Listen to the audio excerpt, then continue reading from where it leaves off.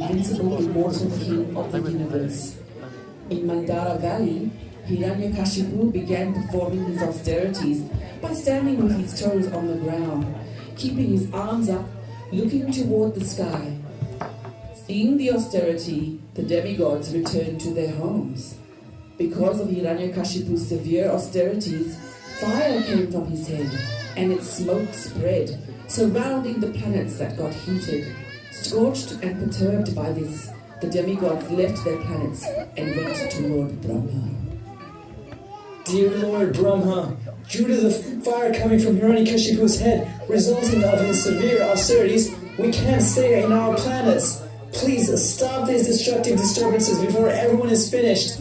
He's been performing extreme austerity because he thinks that you're the supreme person of this universe, and also thinks that you're the most worshipable demigod. So he wants to conquer the same state achieved by you.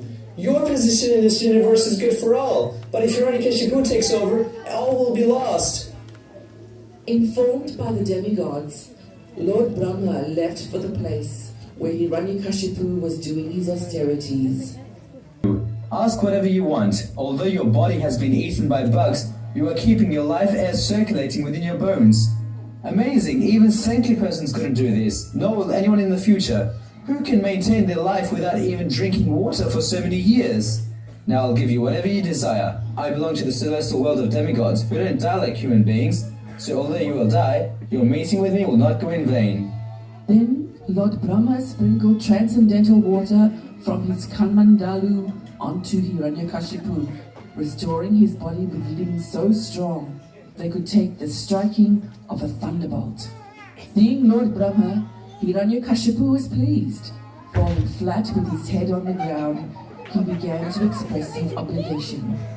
With tears in his eyes, his whole body shivering, he humbly prayed with folded hands. Please accept my respects. Please bestow me that I did not die from any of the living beings created by you, that I don't die inside or outside, during day or at night, nor on the ground or in the sky. Grant me that my death can't be caused by any being created by you, nor by any weapon, or by any human or animal. Chapter 4. Hiranyakashipu terrorizes the universe. Your wishes are fulfilled. Then Lord Brahma left. Hiranyakashipu, remembering his brother's death, was envious of Lord Vishnu.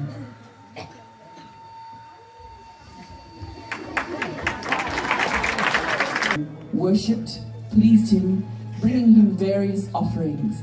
Although achieving the power to control and also enjoy to the max, Hiranyakashipu was dissatisfied because instead of controlling his senses, he stayed their servant. All were extremely distressed from Hiranyakashipu. Fearful and disturbed, they finally surrendered to the Supreme Lord. Let us take shelter of the Supreme Lord. Yes, let us take shelter of Lord Vishnu. The leaders of the planets began worshipping God with this meditation. Then a transcendental sound vibration was heard. The Supreme Lord's voice, weighty as the sound of a cloud, vibrated as follows. Do not fear. I wish all good fortune to you. Have faith in me. I know all about Hiranyakashipu and shall stop him soon. Please be patient. When Hiranyakashipu troubles the great devotee Prahlad, his own son, I shall finish Hiranyakashipu despite the benedictions of Brahma. When the Supreme Lord reassured the demigods, they returned.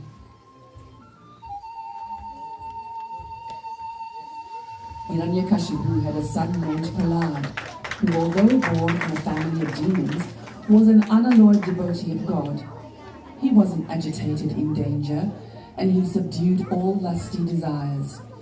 He had unflinching faith and attachment to Lord Krishna because of his previous devotional service. Hiranyakashipu tormented this saint, although he was his own son.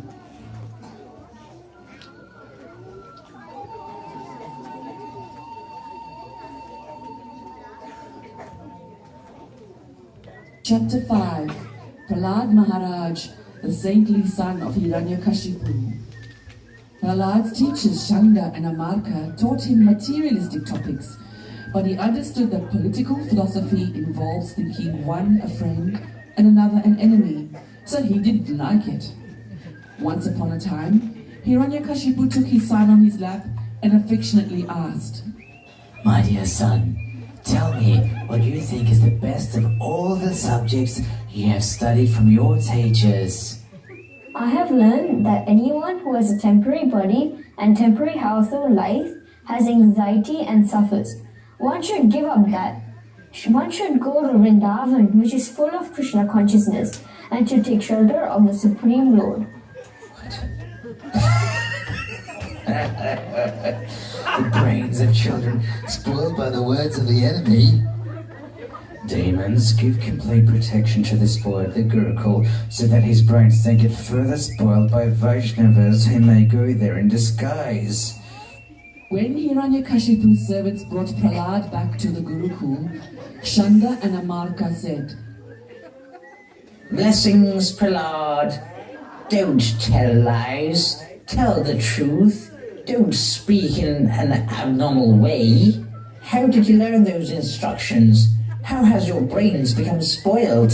Is this polluted mentality from you or the enemies? When God is pleased with one of their devotional service, one thinks everyone is an eternal servant of God. The Supreme Lord has blessed my intelligence to take the side of your so-called enemy. As iron is attracted by a magnet, I am attracted by Lord Vishnu. Bring me a stick. This Prahlad is ruining our reputation. Now he needs to be treated.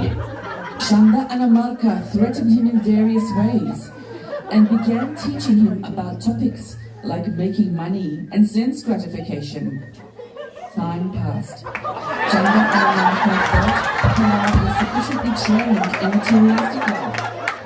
Then one day, they presented him before his father.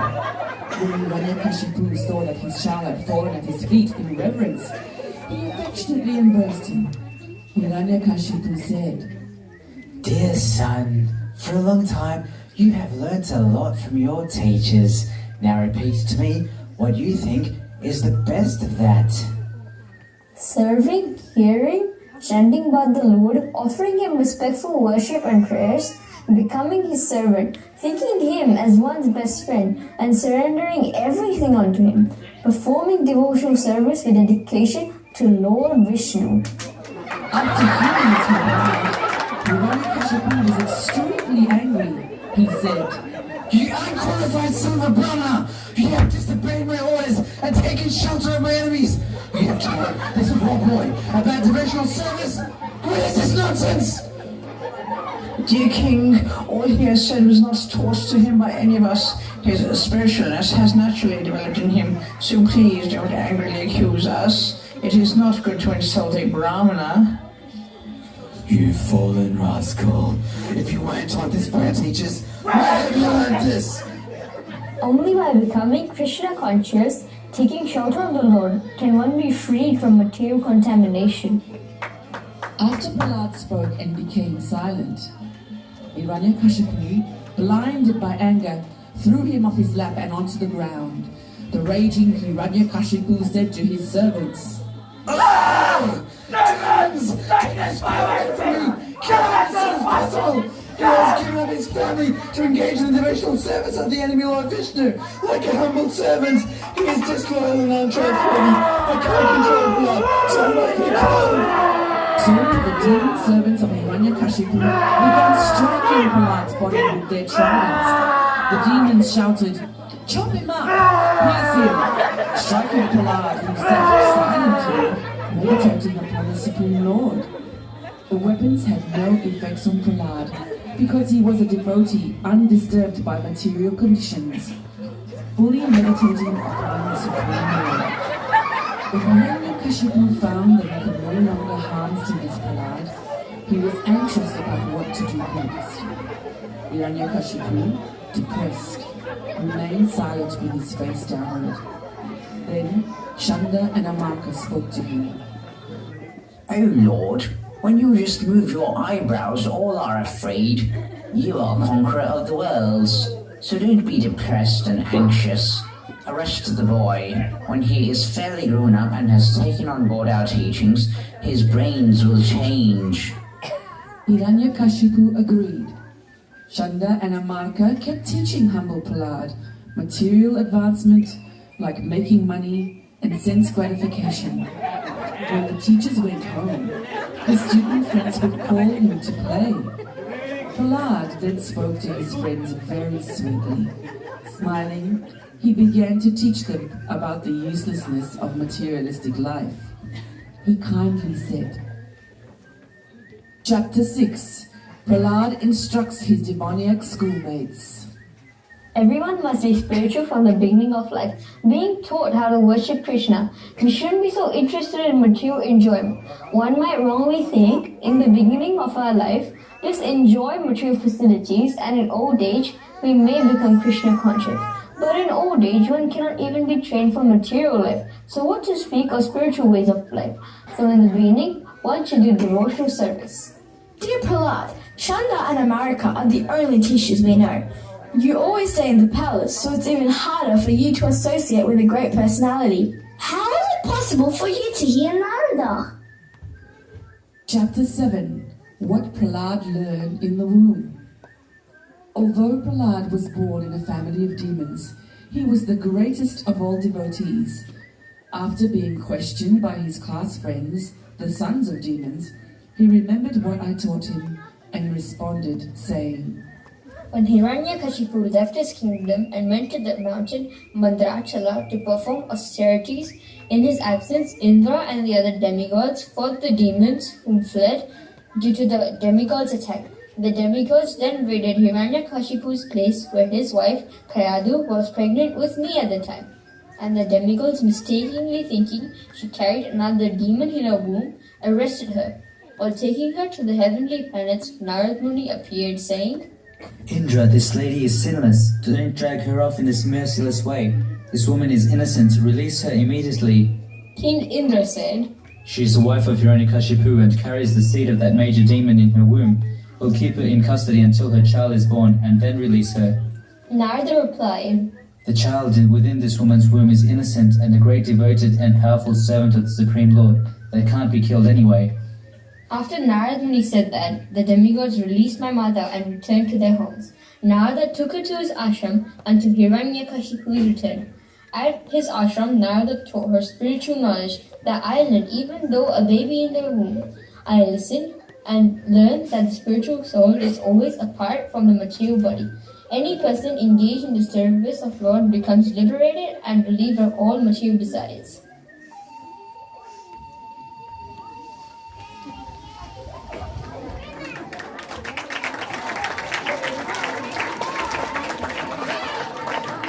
He is the king of the demons.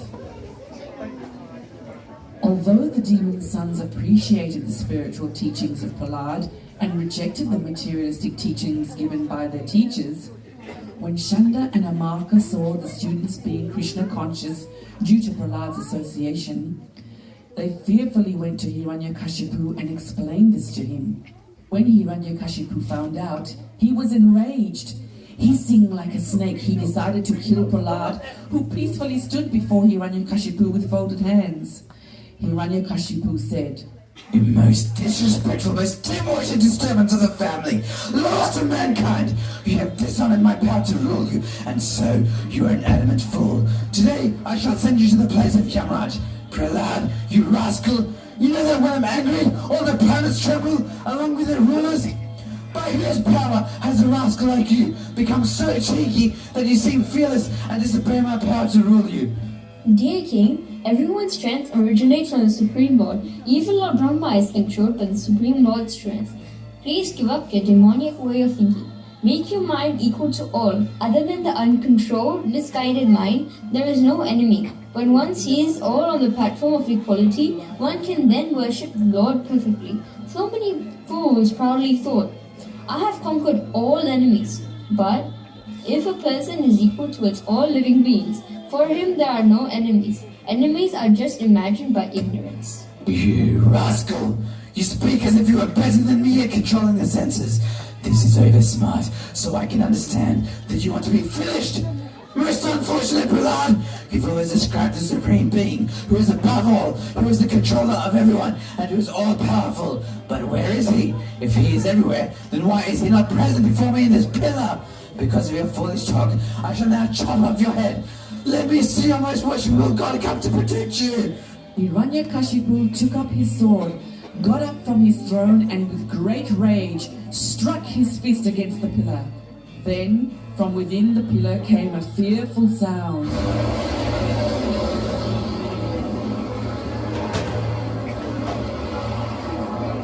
The demons became afraid. While Hiranyakashipu looked all around to find the source of the sound, the Supreme Lord came out from the pillar. Hiranyakashipu attacked the Lord with his club. However, Lord Nrisimha Dev caught him and his club.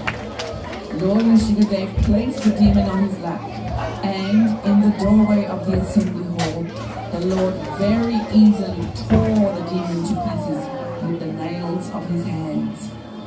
Lord Nrisimha Dev decorated an environment with his hands to healed all the other demons just with the fingers of his nails.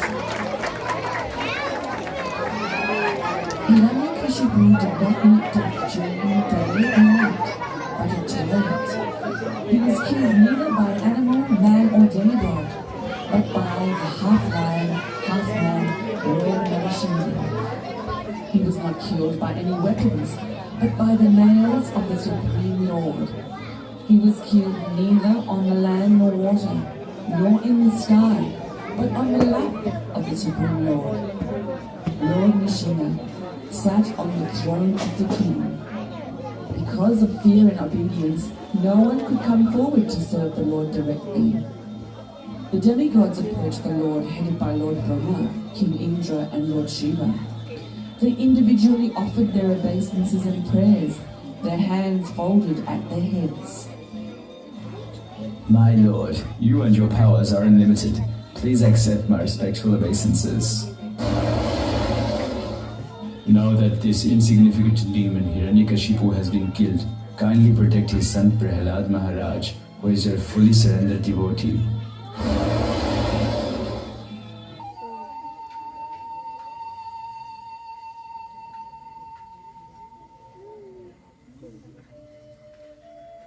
Chapter 9. Prahlad pacifies Lord Nrisimha Dev with prayers. The demigods dared not approach the Lord, who was extremely angry. So Lord Brahma requested Prahlad Maharaj. Dear Prahlad, Lord Nrisimha Dev is extremely angry at your demoniac father. Please go forward and calm the Lord. Prahlad Maharaj went to Lord Nrisimha Dev and offered his respectful obeisances with folded hands at his lotus feet. Nrisimha Dev became ecstatic in affection towards his devotee. Raising Prahlad, the Lord placed his lotus hand upon his head. By this touch, Prahlad was completely purified and ecstatic. Heart-filled, Prahlad began to offer prayers with a faltering voice. How can I, born in a family of demons, offer suitable prayers to satisfy the Supreme Personality of Godhead? Even qualified demigods and saints could not satisfy the Lord by their words. Please cease your anger now that my father, the demon Hiranyakashipu, has been killed. I am certainly not afraid of you. In this material world, everyone desires some future happiness, which is exactly like a mirage in the desert. Where is water in the desert? Or, in other words, where is happiness in this material world? So, Lord Nrisimha Dev, pacified by the devotee Prahlad with prayers, gave up his anger and kindly said to Prahlad, My dear Prahlad, all good fortune unto you. I am very much pleased with you. It is my pastime to fulfill the desires of all living beings. And therefore, you may ask from me any benediction that you desire to be fulfilled. Because of Prahlad's pure Krishna consciousness, he did not want to take any material benefit for sense gratification.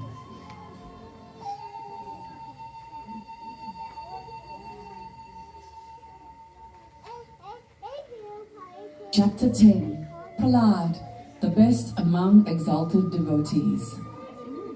Although Prahlad was only a boy, When he heard the benedictions offered by Lord Nrisimha Dev, he considered them impediments on the path of devotional service.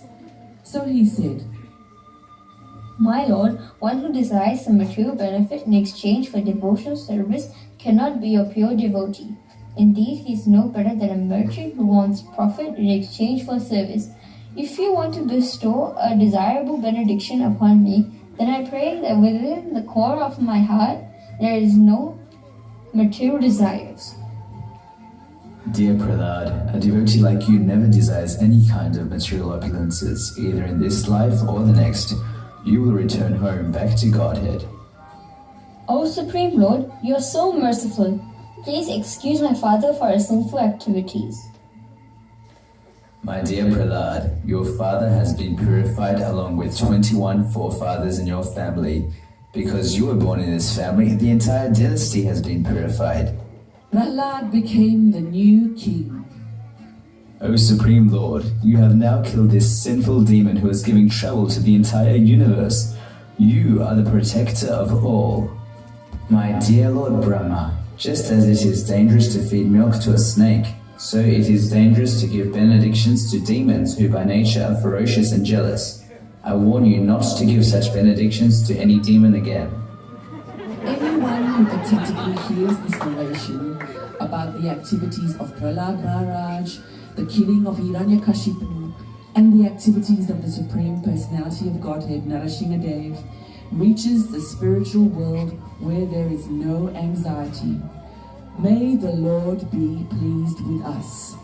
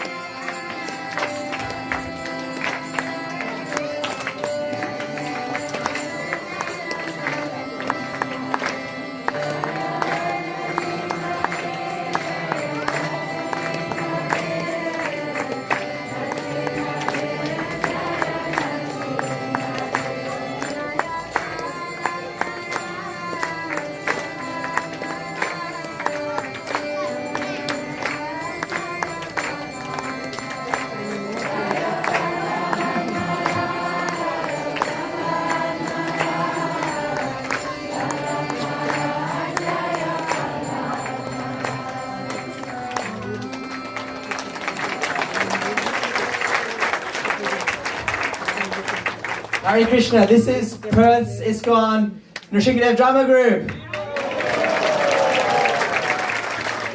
So a big thank you to the management, Sitaram Prabhu and Shama Sharan Prabhu for approving the play. Costumes and props were provided by Padma Mataji, Padma Mataji, Shamanandani Mataji, Dayamai and myself. Curtain movers were Siddha Mataji, Dayamai, and makeup was Sonia Mataji, Haripriya I think, and myself.